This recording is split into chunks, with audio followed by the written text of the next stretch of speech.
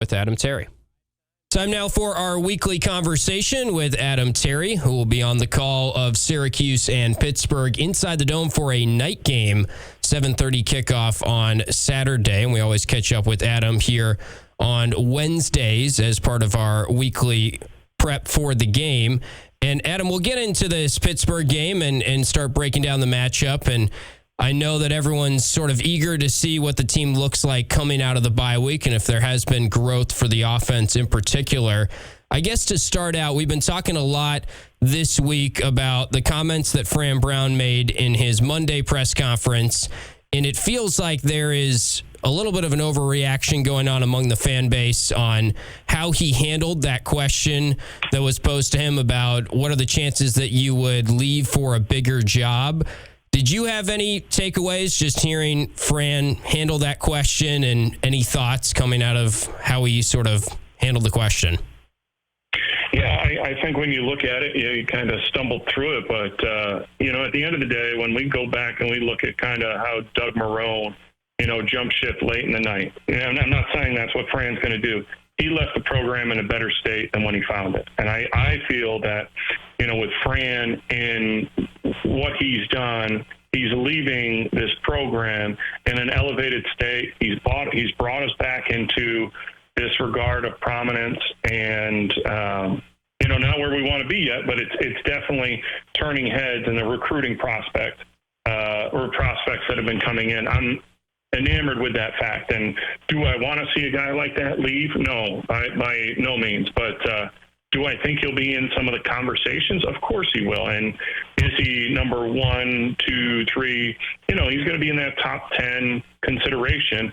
And then just as like he did with John Wildhack, he wins some people over because of his insight and how he can recruit and also how kids respond to him. So, yeah, I would be torn, if there is a situation where he leaves to bigger and better. But if you're a head coach and you're at a program in the ACC and you're not trying to get bigger and better, then I don't know what you're trying to do. So now it's up to the administration. If there's a scenario like that, then they have to start to pony up. And I imagine conversations have been had at some point, but to keep a guy like Fran Brown is going to be in the realm of $6.5 million. Like it's now you really everybody has to buy in, right? This is not just little money being thrown around in order to keep a guy like Fran Brown here. Yeah, and we've had a couple callers chime in this week and say that they are fatigued and annoyed with the idea of any time that Syracuse starts winning a little bit in football, this becomes a conversation of the fear of it's a stepping stone job and a bigger school is going to come in and take away the head coach. And, of course, it was a conversation even with Dino, and they extended Dino. You started to talk about a little bit there, but what is your confidence level maybe that this time around Syracuse understands you got to be good in football right now? They put in a lot of resources to football, and they feel like this is someone that is worth paying that extension to. I know these are impossible questions and hard for you to answer, but do you feel like the resources and the commitment to football has stepped up in the last handful of years here? 100%. And I think that is shown with, it's not just keeping a coach anymore, it's trying to keep players. So I think there's always that perspective looking at the overall growth and the overall operation of Syracuse football. So that starts from, a player to equipment guy to a nutritionist. You've got to put together a great staff in order to make this all work. And then it culminates with the guy that's, kind of giving the marching orders, and that's a guy like Fran Brown. And I think John Wildhack and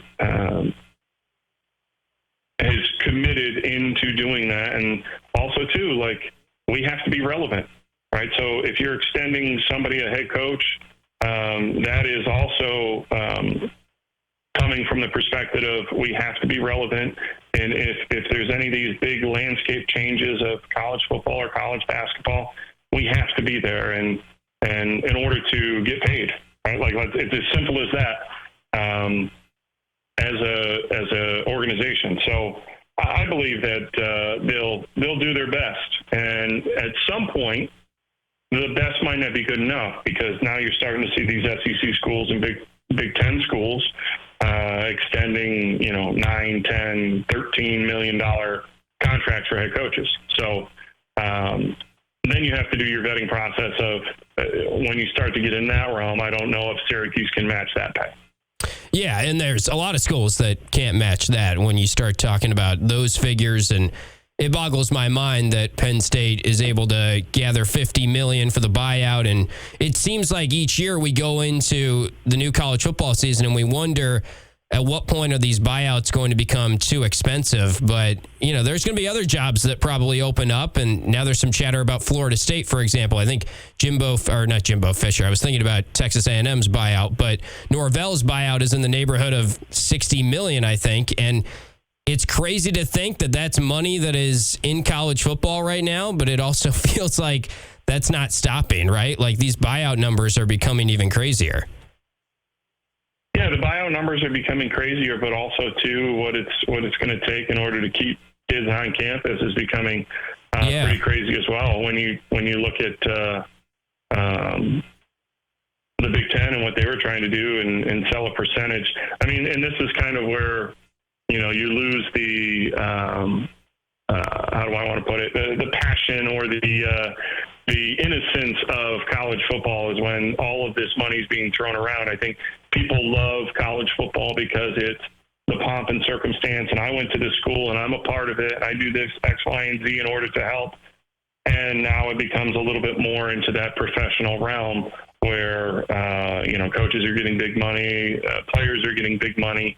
So that is a little bit of where the allure of college football has always been. It's innocent, it's nostalgic, it has all of these little nuances that now becomes a little bit more like the NFL. Getting into the game now, as we have Adam Terry with us. He'll be on the call for the Syracuse Sports Network from Learfield, the radio call with Matt Park on Saturday night as the Orange take on Pittsburgh. I was chatting last night with Demetrius Weatherspoon, and he brought up how practice has been really physical in the early stages of this week. Coming off the bye week, he feels like everyone kind of had a chance to get their bodies right, and now they are really energized and really bringing it in practice.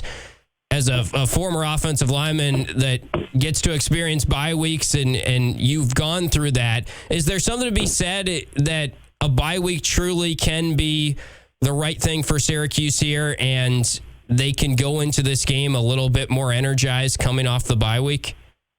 100%. Yeah, it's probably the second best that you feel during the season. The first one being when you enter camp, the first day that you walk on campus. That's the best that you're going to feel. And then halfway through the season, you get a little bit of a reprieve of, yes, it can be physical, but always that physical nature is a little bit more confined than what it is in a game. So if you're somewhat healthy and you get some more time to recoup, recover, eat well, hydrate, it's exponential growth of being able to put a good product out on the field as far as the physicality and speed against Pittsburgh. The other thing, I guess, with the bye week that has become a talking point, and we've hit on this already quite a bit with the conversation around Ricky Collins and how much will they change the playbook? How much will they maybe simplify the offense coming out of the bye week? We obviously think very highly of Jeff Nixon, and I'm sure with an extra week to prepare, he's doing all he can to make sure that the offense is in a position to succeed this week. When you look at how they've struggled and why they've struggled with Ricky Collins, do you think there's anything to the fact that maybe they could take a step back and simplify the playbook and that could help them coming out of the bye week? I don't necessarily think it's dial it back, right? Like there's a plethora. It's find what he does well, right? And that's the thing is, what does he do well? And, we've seen growth of younger players their first 3-4 games. And this is just one that has a big old spotlight that's being shined on it because the offense hasn't been able to move the football. Now, with Fran coming out and offering a support to Ricky being our quarterback, Ricky's our quarterback until he's not. right? I think that's kind of the one. We don't know if there's going to be any changes or this or that, but going into this game, my expectation that Ricky Collins is going to be the quarterback, and I think that Jeff Nixon is going to put together the best game plan possible. Now, with that being said, as far as the coaches and how that interacts, the biggest growth for a kid like Ricky Collins is not necessarily him. It is, right, maturity, picking the right, finding the right windows, where to put the ball. Those are big things, but it's also the guys around him. If the offensive line can hold on just a little click faster than they had to prior with Steve Angeli, that gives Ricky a little bit more time. If the wide receivers can get open faster, all of this is about speed, and that's where his growth will occur, is when everybody around him gets better. We saw at the beginning, Steve Angeli got better, and everybody else around him had flourished. And now I think it's a little bit on the other way when I start looking at it, is how does everybody get better in order to help a guy like Ricky that, we've seen has struggled at times. And that is the biggest thing for me, is it's not just Ricky Collins. If Ricky Collins was a starter day one and we knew that, there's a reason he's the number 2. So people around him are going to have to help support him. And in order for Jeff Nixon's plan to be put into action, but then 2, also that growth of everybody around him. I think now there's also a portion of the fan base that feels, the coaches were just lying to us, that this was a close battle throughout camp because of how much of a drop-off we've seen to this point, going from Steve Angeli to Ricky Collins. I know you weren't at every practice or anything, but how much of your sense of it is Ricky is just struggling to translate how he was playing in practice to the game, and it's just Ricky needs to be a little bit more freer here? Because we watch Ricky make some great throws. I mean, it's not like the potential isn't there and the talent you can see with him. So do you feel like he was playing better in practice, or do you have any sense of that than what we've seen through the first 2 games where he's been a starter? I think he flashes why he was a 4-star kid, why he went to LSU, and the same thing goes for a guy like Steve Angeli.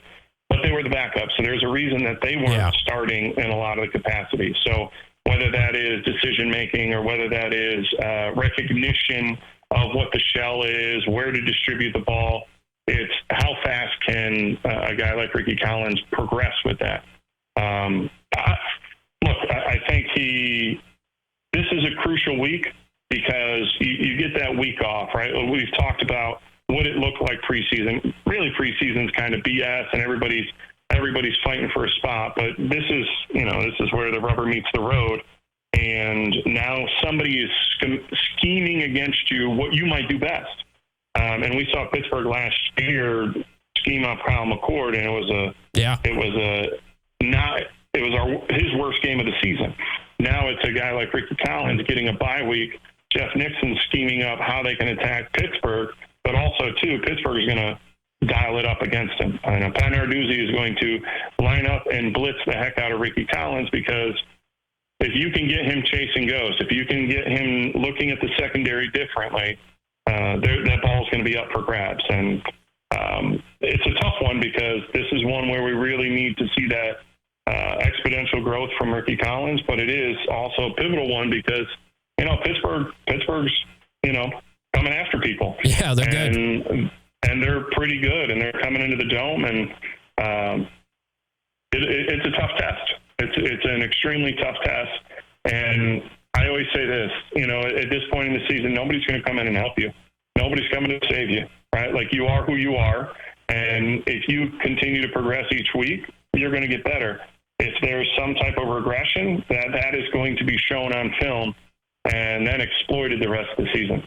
What impresses you the most about Pittsburgh? Because really, statistically speaking, you can make a case this is the best defense Syracuse has faced this year. I know Tennessee is SEC defense, and I think we all think Tennessee is very good, but Pitt's got a really good run defense. They're really good in the trenches on both sides, it seems like. What impresses you the most about them? I think the biggest thing that you see is how this roster's been built. There's depth in a lot of the, a good organization, a good roster is built. You've got some depth in it. You've got some young guys. You've got some portal guys. And then it's how does that chef, how does the head coach kind of make that soup? And what they've done is tough physical up front. And now I think they've found their trigger man. And on both sides of the football, I think this is a little bit more of what we've known as a Pitt, hard-nosed defensive line, offensive line, and they're going to attack you. And that's going to be attacking you in the run game, attacking you vertically down the field, and then defensively dial up blitzes and make you throw it into windows you don't want to.